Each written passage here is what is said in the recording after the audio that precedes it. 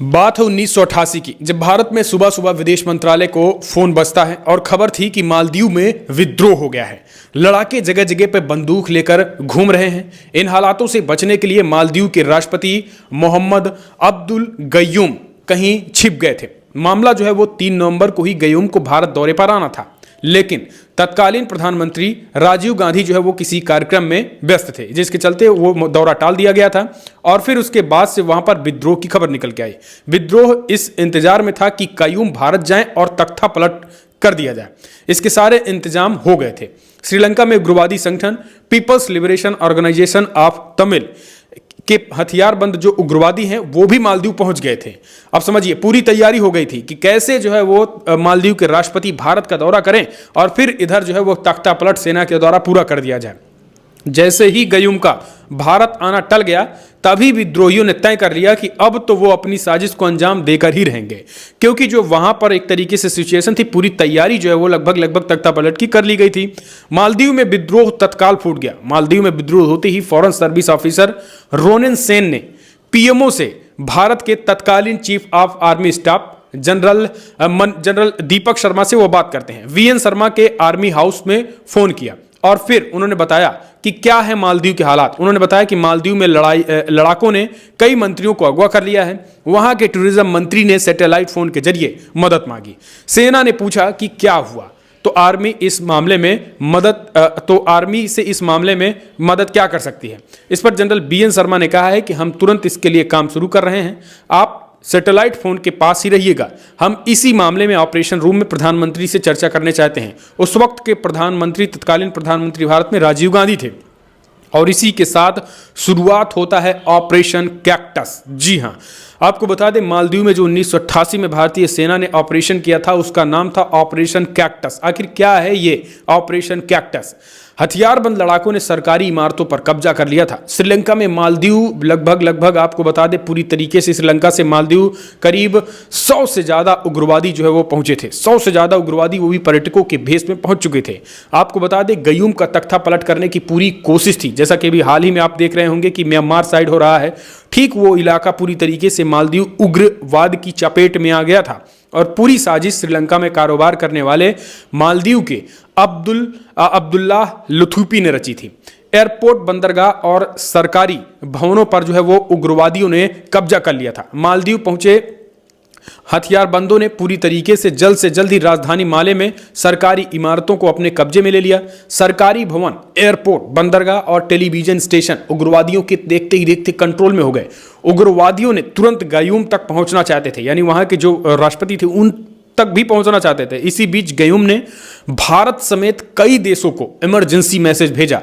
भारत में कई चैनल्स के जरिए संदेश भेजे गए कि जो है वो मालदीव के हालत बेहद खराब हैं और मालदीव में तख्ता पलट की तैयारी हो चुकी है। और पूरी तरीके से जो है वो इस चीज़ को लेकर उन्होंने कई देशों को भेजे।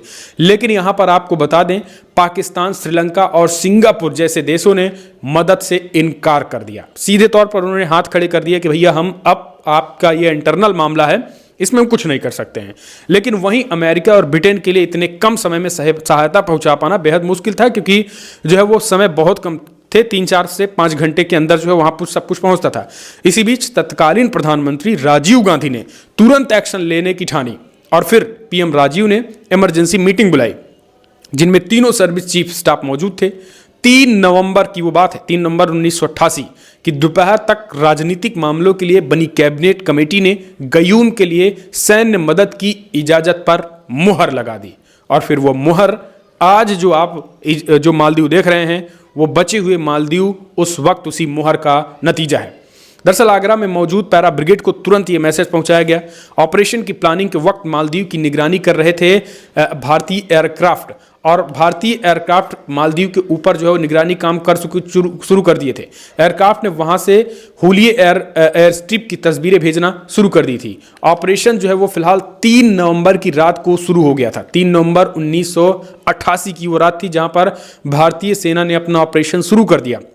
भारतीय वायुसेना की लगभग इवेल्युएशन IL-76 विमान ने पैरासूट रेजिडेंट की 6वीं बटालियन और 17वीं पैरासूट फील्ड रेजिमेंट सहित लगभग 50वीं बटालियन ने जो है वो पैरासूट ब्रिगेड की टुकड़ी वहां पर पहुंचती हैं और वायुसेना के जवान बिना रुके लगभग 2000 किलोमीटर से ज़्यादा की दूरी तय करते हुए मालदीव की इमरजेंसी कॉल के 9 घंटे के अंदर माले इंटरनेशनल एयरपोर्ट पर पहुंच जाते हैं। समझ लीजिए, यानी जैसे ही मालदीव के राष्ट्रपति ने भारत को आवाज लगाई, 9 घंटे के अंदर भारतीय सेना मालदीव पहुंची। तो अब तक इस एयरपोर्ट पर विद्रोहियों का कब्जा नहीं हुआ था। यह एयरपोर्ट माले की सेना के कब्जे में ही था, यहां पर विद्रोही दूर दूर तक नहीं थे। कोची से फिर और सेना को रवाना किया जब देखा गया कि वहां हालात खराब हैं। हुल्वानी से लगूनों को पूरी तरीके से पारा करते हुए भारतीय टुकड़ियां अंदर पहुंची और फिर देखा गया कि माहौल काफ़ी ज़्यादा तनावपूर्ण है। फिर और सेना को भेजा गया, मालदीव के लिए रवाना किया गया। कोच्चि एयरपोर्ट से भारतीय सेना की मौजूदगी में उग्रवादियों की हैरानी में डाल दिया। ऐसा पहली बार था जब भारतीय वायुसेना किसी दूसरे देश में ऑपरेशन को अंजाम देने पहुंची थी और कब्जे में तमाम एयरपोर्ट को फिल्म जो उग्रवादी जैसे ही भारतीय सेना को देखे तो उन्होंने तत्काल सभी एयरपोर्ट को अपने कब्जे में लेना शुरू कर दिए। और फिर जैसे ही उसके बाद जो है वो भारतीय सेना ताबड़तोड़ तरीके से तमाम एयरपोर्ट को अपने कब्जे में ले लिया और भारतीय सेना जो है वो सबसे पहले उन्होंने गयूम को सुरक्षित स्थान पर भेजा। भारतीय नौसेना के युद्धपोत गोदावरी और बेतवा में भी हरकत में आ गए। उन्होंने माले और श्रीलंका के बीच उग्रवादियों की सप्लाई लाइन काट दी। भारतीय कमांडोज ने अगवा जहाज को भी छुड़ा लिया। यानी पूरी तरीके से लगभग देखते ही देखते 5 से 7 घंटे के अंदर भारतीय सैनिकों की तत्परता की वजह से जो कुछ भी उग्रवादियों ने कब्जा कर रखा था उनको वहां से तत्काल हटाया गया। भारतीय सेना माले में एक्टिव हुई और उग्रवादियों को खदेड़ा जाने लगा। नतीजा यह हुआ कि श्रीलंका से आए थे ये उग्रवादी वापस भागने लगे। जब उन्होंने भारतीय सैनिकों को देखा तो वो अचरज में पड़ गए कि अचानक जो है वो भारतीय सेना इतने बड़े पैमाने पर यहाँ क्या कर रही है। और फिर अगवा हुए जहाज को अमेरिकी नौसेना ने भी इंटरसेप्ट कर लिया। इसकी जानकारी भारतीय नौसेना को दे दी गई। गोदावरी में भी एक हेलीकॉप्टर ने ताबड़तोड़ तरीके से उड़ान भरी और उसमें अगवा जहाज पर भारत के जो है सबमरीन के 19 लोग जो है वो थे और इसमें ज़्यादातर उग्रवादी थे। इस दौरान 2 बंदूकों को भी जान गई थी। 2 दिन तक चला ऑपरेशन कैक्टस। 68 श्रीलंकाई लड़ाकों और 7 मालदीवों को गिरफ्तार कर लिया गया। पूछताछ की गई और मालदीव में उन पर मुकदमा चलाया गया। लुथीपी सहित 4 को मौत की सजा दे दी गई, जिसके बाद प्रधानमंत्री राजीव गांधी के कहने पर जो है वो पूरी तरीके से ये बदल दिया गया था। यानी जिसके बाद पूरी तरीके से इस ऑपरेशन की अगुवाई पैरासूट ब्रिगेड के ब्रिगेडियर फारूक बुलसारा कर रहे थे। समझ लीजिए कि भारतीय सेना कितनी ताबड़तोड़ और तत्परता के साथ गई। पूरे अभियान को 2 दिनों में ही खत्म कर दिया गया है। यानी समझिए पूरे अभियान को 2 दिनों में ही जो है वो इसे खत्म कर दिया गया। गयूम के तख्ता पलट की कोशिश जो है वो फिलहाल नाकाम हो गई। यूएन, अमेरिका और ब्रिटेन समेत कई देशों ने भारत की जमकर तारीफ की। तो ये है पूरी तरीके से मालदीव में वो कहानी जिस कहानी को लेकर के आज मालदीव बचा है। शायद आज मालदीव ना होता जो मालदीव लगातार भारत को घुड़कियां दे रहा और तब से 1988 से अब तक गाहे बगाहे जो है वो भारतीय सैनिकों की जो है वहां पर तैनाती रहती है। तो अब आप सोच रहे होंगे कि भारतीय सेना वहां क्या करते हैं। अगर आप नंबर ऑफ भारतीय सैनिकों की बात करें तो अभी लगभग 70 के करीब लगभग 70 से 75 भारतीय सैनिक अभी भी वहां हैं। कहा जाता है कि वो कभी कभी जो है वहां पर राहत और बचाव कार्यों में भी लगे रहते हैं। वहां पर जो है वो भारतीय सेना हिंद महासागर की भी वहां से थोड़ी बहुत निगरानी कर लेते हैं, क्योंकि चाइना जो है वो जिस तरीके से पूरे हिंद महासागर को एक तरफा कब्जा करने की कोशिश कर रहा है। क्योंकि अगर देखा जाए मालदीव को तो भौगोलिक रूप से ये काफ़ी ज़्यादा जो है वो अगर पूरे विश्व बिरादरी में देखें तो वो भले ही छोटा सा देश है लेकिन वो इलाका काफ़ी महत्वपूर्ण है, क्योंकि वहाँ से जो है वो एक तरीके से पूरे समुद्र को एक तरीके से मैनेज किया जा सकता है। और यही कारण है कि मालदीव में रहकर भारतीय सेना जो है वो कुछ इस तरीके की चाइना की एक्टिविटी को भी नाकाम करने की कोशिश करते हैं और हिंद महासागर पर भी वो नज़र बनाए रखती हैं। और इसी चीज़ को लेकर के मालदीव के नए नवेले चीनी समर्थक राष्ट्रपति मुइज्जू चीन के इशारों पर भारतीय सेना को हटाना चाहते हैं और भारत को इस बात का पूरी तरीके से अंदाजा है कि वो चाइना के इशारे पर ये सारी चीज़ें कर रहे हैं।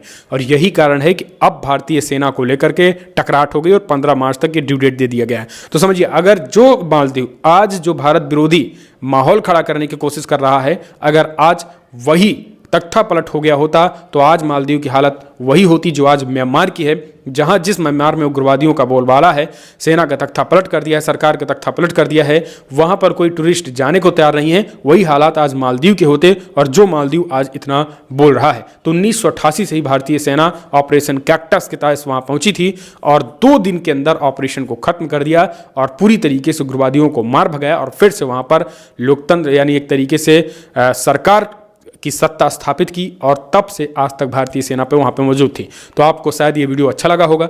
आपको अगर ये वीडियो अच्छा लगा तो कमेंट्स माध्यम से अपने सुझाव दें। इस वीडियो में इतना ही। जय हिंद, जय भारत।